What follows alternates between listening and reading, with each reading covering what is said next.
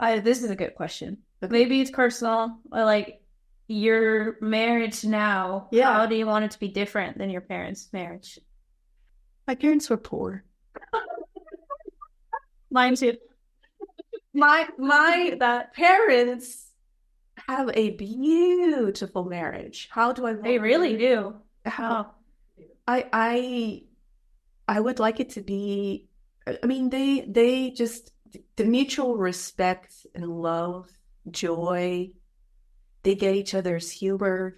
They no, it's beautiful. They're beautiful. I remember being upset with my mom because the reason I haven't gotten married, because I got married later, was like, if you guys had been such an amazing example of what marriage could be, I probably would have settled by now and have a husband. But no, they're just beautiful, lovely. I I can't imagine my father without my mother, and I can't imagine my mother without my father, and I can't imagine them being happy without each other. So, it's a win-win for everybody. So how would I want my parents to be different? How would I want my marriage to be different from my parents?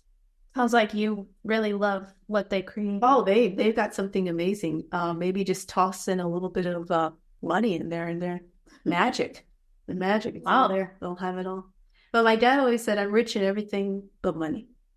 And as a child, I knew that was true. I always knew that was true. They do, I don't know. It's beautiful. Yeah, it's nice. I think for me, it's the constant tension. There's a lot. And you feel that everybody feels that. Everybody feels that. It's almost as if you can cut it with a knife. Yes. And I think, and I definitely didn't want that, but I think in my first two marriages, I definitely replicated that. Where there was a lot of tension, and I just thought that was a normal thing. Yeah. And I don't feel like that in my marriage now. Yeah. So Oh, good. I'm really thankful for that. Yeah. Yeah. And I love Will for you. Oh, Yeah, you guys are so good together. yeah. There's a lot of peace and tranquility. God and bless. yeah, God bless. If there's something that comes up, then we just talk it through. Even if it's uncomfortable, it might be like, I'm really upset by this, or I'm angry, or I'm hurt that you said that, or I don't want to talk about this. But it's like we try to stay in it and talk through it. Yeah. So then it doesn't fester and continue to cause issues or build tension. And I think another thing is like pressing each other's buttons. And that's something I definitely saw in my parents' relationship and they both do it. So it's not like, oh, he's doing that to me or she always does that to me. It's like kind of a build-up where they know each other so well and they almost get energy out of that. Yeah. Like some kind of rise out of it. Yeah. And I think it's more important to listen to your partner if they say that something that bothers me, then I make a big effort to not do it again. Yeah. It may be hard for me. Yes. I might be like, oh, I did it again. I didn't mean to. Right. Whoops, or yeah, I can relate to that. I can relate to that. And Will does that too. But like, I really tried because I don't like it if he slams the door. Yep. Because it's very triggering for me. And it makes it reminds me that maybe somebody's mad. Yeah. And then I think, oh, who's mad? Who's mad? Yeah. Because I need to figure that out. What's going on? What's going on? Why are you banging stuff? Yeah, why are you banging stuff? It's very alarming.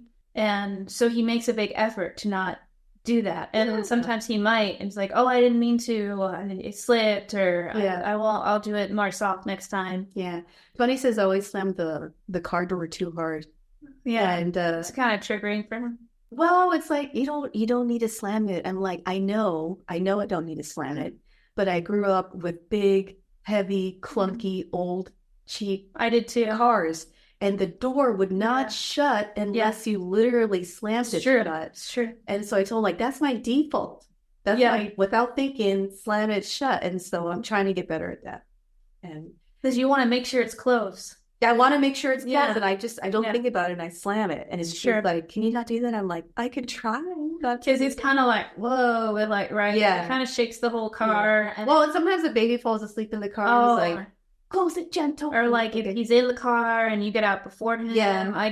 It's kind of moves the whole, because Will does that too. And he's is that his pet peeve for you? Do you have a pet peeve that he does? I think that's one of my pet peeves. I say like slammy. like the slamming thing. Yeah, okay. But he's not trying to. Yeah, and he'll be like, I was trying to make sure the door was closed. Yes. Like, okay, but like you could do it a little softer. Yeah. But he has really strong hands, so he's just very strong. Yeah. So he doesn't realize that he's doing it so hard. That's a nice thing. Yeah, it's a good thing. Yeah. It's a good thing. And he has to make an extra effort to not do it really hard or be slammy.